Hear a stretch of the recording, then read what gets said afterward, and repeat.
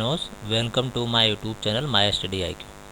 तो आज हम लोग बात करेंगे जो है CBSE क्लास 10th में यूनिट नंबर 2 जो एस्टिमेल टॉपिक है उसमें टोटल नंबर ऑफ हमारे प्रैक्टिकल क्वेश्चन जो हैं वो है टोटल 70 से 80 क्वेश्चन यहाँ पे प्रैक्टिकल क्वेश्चन बुक्स में दी हुई है। ठीक है, तो हम लोग बुक्स के अकॉर्डिंग जो है यहाँ पे बात करेंगे और जितने भी यहाँ पे लगभग प्रैक्टिकल एक्सरसाइज है विथ एक्सप्लेनेशन के साथ हम लोग बात करेंगे। ठीक है ना, तो चलिए हम लोग स्टार्ट करते हैं। बुक्स में जो हम लोग का बेसिक जो प्रोग्राम है वो क्या है, जैसे आप यहाँ पे देख रहे हैं कि हम लोग का HTML टैग है, सभी लोग जानते हैं। अब यहाँ पे हमने HTML को हाईलाइट किया तो ये जो HTML है ये भी हाईलाइट हो गया, मतलब कि हमारा ये पेयर टैग जो भी होंगे जब एक को सेलेक्ट करेंगे तो दूसरा ऑटोमेटिक सेलेक्ट हो जाएगा। ठीक है, तो ये HTML ओपनिंग टैग और ये हमारा क्लोजिंग टैग, ये हमारा हेड ओपनिंग टैग है और नीचे हमारा हेड क्लोजिंग है। ये टाइटल हमारा ओपनिंग है और ये यहाँ पे क्लोजिंग है। ठीक है, बॉडी ये ओपनिंग है और ये क्लोजिंग है।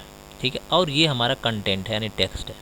ठीक है, तो अब हमको यहाँ पे अगर ये प्रोग्राम हमने ये लिख लिया और लिखने के बाद हम इसको सेव करेंगे, Ctrl+S करेंगे तो डायलॉग बॉक्स आएगा, वहाँ पे कोई भी नाम दे करके और .html एक्सटेंशन, HTML का हम लोग 2 एक्सटेंशन लिखते हैं, पहला होता है .htm या .html, ये एक्सटेंशन जो है लिखना ज़रूरी होता है। ठीक है, तो ये एक्सटेंशन लिखने के बाद हम इस फाइल को सेव करते हैं। जैसे सेव करते हैं तो अगर आपके पास अगर ये आपका जो है एडिटर है Notepad++, तो यहाँ पे आपको रन का ऑप्शन आएगा। रन पे जाने के बाद आप जो भी आपका ब्राउज़र इंस्टॉल होगा, जैसे हमारे पास गूगल क्रोम है, ठीक है, तो हम क्रोम पे जाएंगे। तो क्रोम पे जैसे ही जाएंगे तो हमारा क्या हो जाएगा, क्रोम ओपन हो जाएगा और ओपन होने के बाद जो है वो रन होकर के हमारा आउटपुट इस तरह से आ जाएगा। ठीक है, तो ये हमारा जो है आउटपुट आ गया, वेलकम टू HTML, जो हमने कहाँ पे लिखा हुआ है, बॉडी में लिखा हुआ है। ठीक है, तो ये हम लोग का बेसिक जो है हमारा का फर्स्ट प्रोग्राम है। अब इसमें जो है हम लोग का जो दूसरा प्रोग्राम है वो प्रोग्राम हम लोग का है कि अगर हमको ये जो वाइट दिख रहा है हमारा ये ब्राउज़र है, इस बात का ध्यान रखिएगा, ये अब आपका ब्राउज़र है और ये एडिटर है। ठीक है, तो अब हम यहाँ पे बॉडी में स्पेस दिए और स्पेस देने के बाद हमको यहाँ पे कलर लगाना है। ये जो वाइट सेक्शन है ये ब्राउज़र का, इसको चेंज करना है। तो हम यहाँ पे बॉडी के बाद स्पेस देकर लिखेंगे यहाँ पे BG कलर। ठीक है, इक्वल साइन के बाद जो है हम किसी भी कलर का नाम लिख देंगे। ठीक है, और लिखने के बाद हम इसको क्या कर देंगे, सेव, Ctrl+S, और यहाँ से हम इसको क्या कर लेंगे, रिफ्रेश कर लेंगे। तो जैसे रिफ्रेश करेंगे तो हमारा यहाँ पे देखिए क्या है, आउटपुट आ गया। ठीक है, यानी जो भी हम यहाँ से बैकग्राउंड का कलर अगर चेंज करना चाहें तो हम लोग ईजिली जो है चेंज कर सकते हैं, बदल सकते हैं। ठीक है, इसके बाद जो है हम लोग यहाँ पे देखेंगे बॉडी में दूसरा जो हम लोग का टैग है वो है फॉन्ट। ठीक है, FONT, font size. Font size equal to हमने यहाँ पे दे दिया 4। ठीक है, और ये साइज कहाँ पे अप्लाई होगी, हमने यहाँ पे लिख दिया दिस इज़ राज, और यहाँ पे हमने फॉन्ट को क्लोज कर दिया है। ठीक है, हमने लिखा है यहाँ पे फॉन्ट। ठीक है, उसके बाद हमने यहाँ पे एक दूसरा टैग लगाया है फॉन्ट का। ठीक है, फॉन्ट साइज इक्वल टू 8। ठीक है, हमने यहाँ पे लिखा दिस इज़ HTML। ठीक है, और हमने फॉन्ट को क्लोज कर दिया। ठीक है, अब इसको हमने सेव कर लिया, Ctrl+S। अब हम लोग देखते हैं इसको रिफ्रेश करके ब्राउज़र को कि आउटपुट क्या आता है। देखिए ध्यान से, हमने यहाँ पे क्या लिखा हुआ है कि दिस इज़, इसको हम यहाँ पे BR कर देते हैं। BR टैग का मतलब होता है ब्रेक लाइन।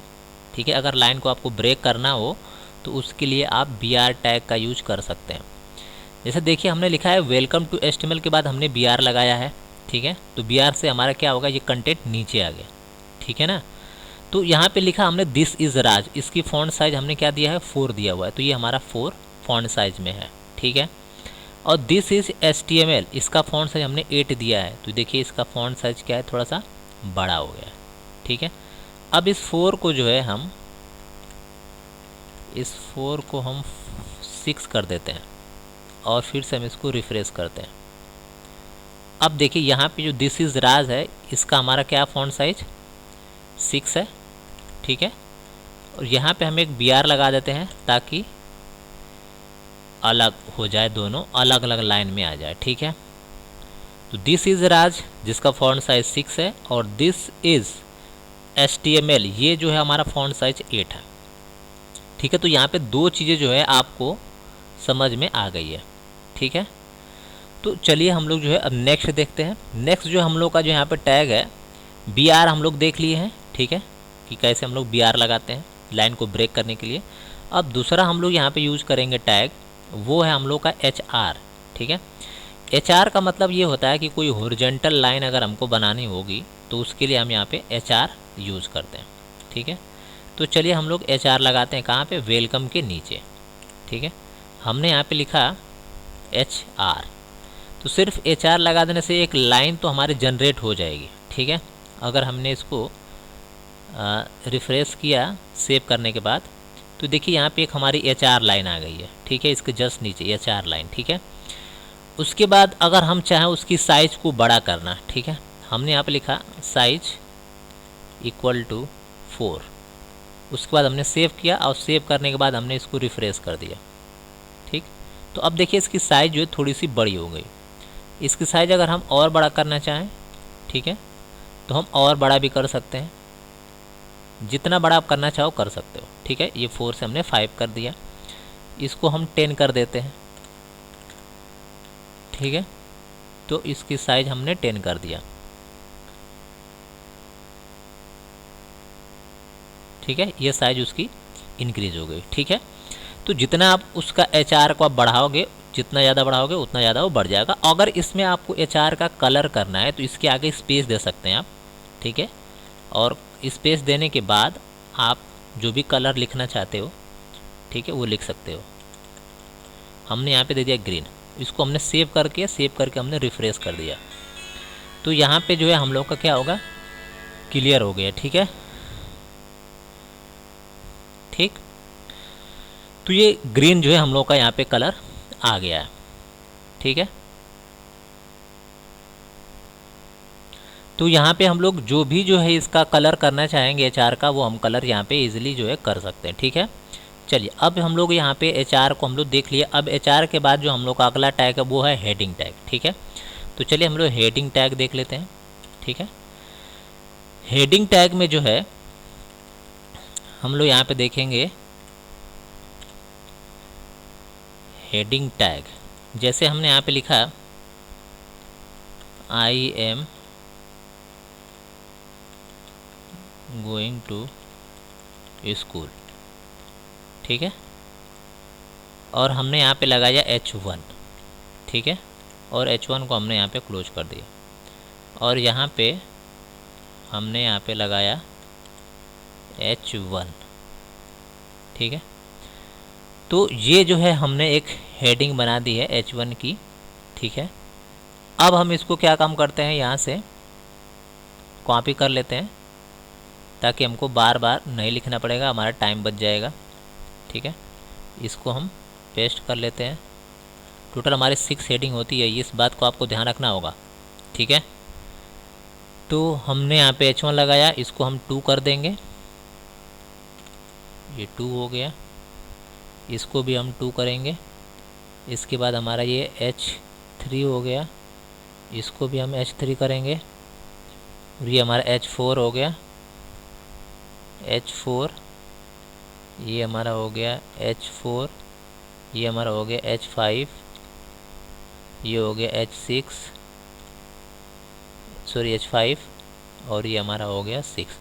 टोटल जो हमारी हेडिंग होती है वो 6 होती है। ठीक है, 1 से लेके 6 तक, लेकिन सबसे बड़ी जो हेडिंग होती है वो H1 होती है, और सबसे छोटी जो होती है हमारे X6 होती है। ठीक है, तो ये हमारी हेडिंग है, हमने इसको सेव कर लिया, Ctrl+S। अब इसको हम यहाँ पे क्या करते हैं, रन कर लेते हैं। तो जैसे हम रन करेंगे तो हमको ये सबसे पहले दिख रही है H1 जो है हेडिंग है हमारे सबसे ऊपर, ये हमारी हेडिंग है H1, ये 2 है, ये 3 है, 4 है, 5 एंड 6 है। ठीक है, तो ये है हमारे जो है यहाँ पे हेडिंग हमने यूज कर लिया। ठीक है, अब इसके बाद जो है हमको हेडिंग के बाद जो है अगर हमको अलाइनमेंट यूज करना है, यानी जो हम लोग का टैग है नेक्स्ट वो है अलाइनमेंट। ठीक है, तो अगर हम इसमें अलाइनमेंट यूज कर लें, ठीक है, तो क्या होगा, हमने यहाँ पे लिखा अलाइन इक्वल टू हमने इसको राइट किया, ठीक है, ए लाइन इक्वल टू हमने यहाँ पे क्या कर दिया, इसको राइट कर दिया, ठीक है। अब इसको हमने सेव कर लिया Ctrl+S और इसको हम यहाँ पे रिफ्रेश करते हैं, ठीक है। A line equal to left, sorry इसी टैग के अंदर ही अलाइनमेंट कर देगा, जैसे यहाँ पे स्पेस देने के बाद, ठीक है। पी में ही हम पैराग्राफ में, सॉरी H1 में ही हम अलाइन कर देते हैं। तो हमने Ctrl+S कर लिया, ठीक है, और इसको हमने रिफ्रेश कर दिया। अगर आप अलग से करना चाहते हो, ठीक है, तो वो हमारा नॉर्मल टेक्स्ट होना चाहिए, ठीक है। तो हमने यहाँ पे पी के अंदर जो है हमने यहाँ पे क्या कर दिया है, यानी H1 हेडिंग के अंदर हमने अलाइनमेंट लगा दिया कि जो भी हमारी हेडिंग होगी उसका अलाइनमेंट हमारा राइट होगा, ठीक है। तो उसके बाद जो है अगर हमको अलाइनमेंट राइट करना है, ठीक है, तो हम राइट कर सकते हैं। हमने इसको कॉपी कर लिया है और कॉपी करने के बाद हमने यहाँ पे 2 में लगा देते हैं, हमने पेस्ट कर लिया और इसको हमने क्या कर दिया, लेफ़्ट को, सॉरी राइट को लेफ़्ट कर दिया हमने। तो बाय डिफ़ॉल्ट तो लेफ़्ट ही होता है हमारा, सेंटर कर देते हैं, ठीक है, और Ctrl+S, यानी जो H2 होगा वो हमारा क्या हो जाएगा, सेंटर में हो जाएगा। अब बाय डिफ़ॉल्ट हमारा लेफ़्ट होता ही है, ठीक है। तो 2 चीज़ें आपको पता होनी चाहिए, बाय डिफ़ॉल्ट अलाइनमेंट आपका लेफ़्ट होता है, ठीक है, उसको आप सेंटर में या राइट में आप कर सकते हो, क्लियर। तो ये हमारा अलाइनमेंट भी हो गया कंप्लीट। अलाइनमेंट के बाद हम लोग देखेंगे यहाँ पे कुछ फॉर्मेटिंग के टैग्स देखेंगे, ठीक है। तो कुछ हमारे जो फॉर्मेटिंग टैग हैं वो कौन कौन से हैं उसको देखते हैं। फॉर्मेटिंग टैग्स में आपके सबसे पहले हम देख लेते हैं कि हमने यहाँ पे कोई नाम लिखा हुआ, ठीक है, कोई नाम लिखा, जैसे वेलकम टू जियो, ठीक है, और इसको भी हमने क्या कर दिया, बोल्ड कर दिया, ठीक है। इसके बाद आई एम यूजिंग, इंटर कर दिया हमने, I am using Jio SIM, ठीक है। अब इसको हमने सेव कर दिया, सेव करके बाद हमने इसको रन कर दिया, ठीक है। तो अब देखिए इसका आउटपुट क्या होता है। वेलकम टू जियो को देखिए थोड़ा सा यहाँ पे क्या है, ये बोल्ड है, और दूसरा जो कंटेंट है कि I am using Jio SIM, इसका जो है थोड़ा सा क्या है, ये बोल्ड नहीं है, ठीक है। अगर हम यहाँ पे ये चाहते हैं कि यहाँ पे जो जियो है इसको हम आइटैलिक कर दें, तो उसके लिए टैग होता है आई, ठीक है, और यहाँ पे हम आई को क्लोज कर देंगे, ठीक है। तो ये जो जियो होगा वो आइटैलिक हो जाएगा, थोड़ा ध्यान से देखिए, Ctrl+S। अब इसको हम रिफ्रेश कर देते हैं। अब देखिए यहाँ पे जो जियो दिख रहा है आपको, वो क्या थोड़ा सा आइटैलिक हो गया है, ठीक है। तो ये आपका यहाँ पे हम लोगों ने यूज़ कर लिया फॉर्मेटिंग टैब। अब थोड़ा सा एस्केप सीक्वेंसेस हम लोग यूज़ कर लेते हैं, ठीक है ना, ये इम्पोर्टेंट है एस्केप सीक्वेंसेस, ठीक है। तो एस्केप सीक्वेंसेस का मतलब क्या है, इसको हम लोग देख लेते हैं।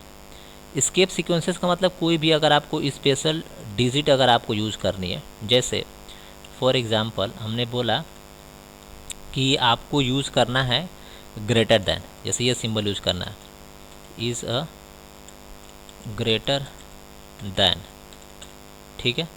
हमने इसको Ctrl+S किया और यहाँ पे रिफ्रेश किया, ठीक है।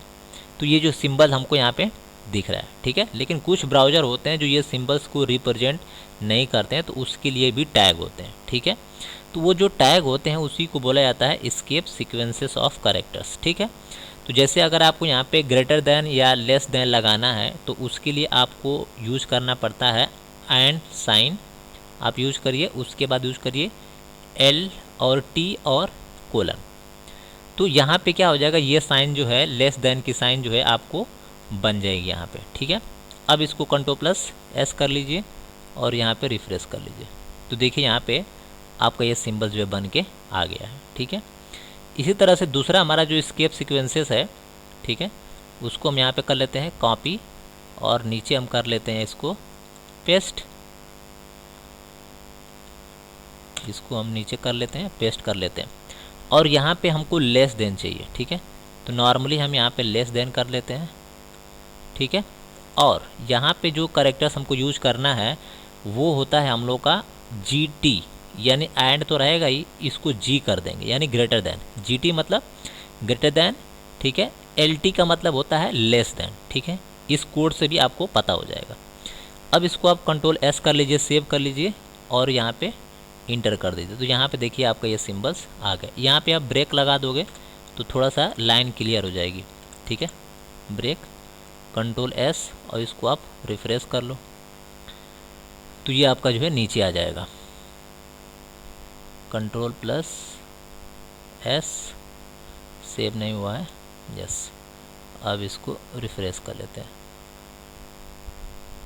रिफ्रेश ग्रेटर दैन, ठीक है। ये सिंबल्स के लिए प्रॉब्लम हो रही है, कंट्रोल एस कर लीजिए, ठीक है। तो ये आपका देखिए यहाँ पे ये सिंबल बना हुआ है लेस देन का, ठीक है, जो आपको यहाँ पे दिख रहा है, ठीक है। इसके बाद जो भी हमने लिखा यहाँ पे सेव ऑल कर लिया हमने और इसको रिफ्रेश कर लिया। यहाँ पे देखिए इसके बाद ये सिंबल्स बन गया, ठीक है। इसी के बाद जो है अगर आपको दूसरा बनाना है, ठीक है, जैसे अगर आपको एंड साइन लिखना है, ठीक है, तो उसके लिए भी हम लोग यूज़ करते हैं, ठीक है। जैसे अगर नॉर्मली हमने यहाँ पे एंड साइन लगा दिया है एक, ठीक है, दिस इज़ एम साइन। तो इसको बनाने के लिए जो हमारा जो टैग होता है, ठीक है, या एस्केप सीक्वेंसेस होते हैं, वो एंड साइन रहेगा, उसके बाद जो है आपका AMP होगा और कोलन होगा, ठीक है। कंट्रोल प्लस एस कर देंगे तो आपका यहाँ पे आउटपुट आ जाएगा।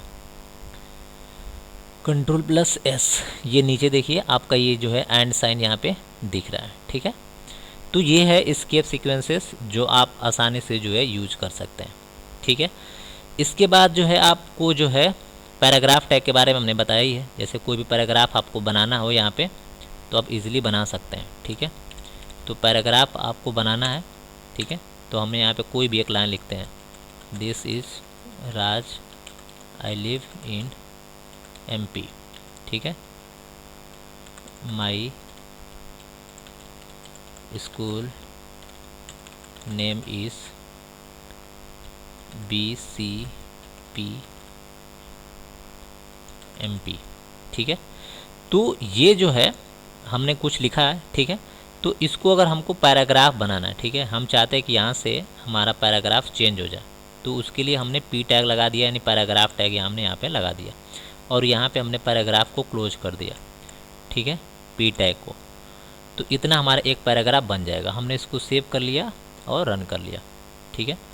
तो नीचे देखिए आपका जो सबसे ऊपर वाली जो लाइन लिखी हुई है, ठीक है, कि माई स्कूल, उसके बाद सबसे ऊपर लिखा है कि Raj, this is Raj, I live in MP, ठीक है। तो वो तो सिंपल है, आपको दिख रहा है, लेकिन जो दूसरा है, ठीक है, जिसे हम यहाँ पे अगर ब्रेक लगा दें तो आपको और क्लियर समझ में आ जाएगा, ठीक है।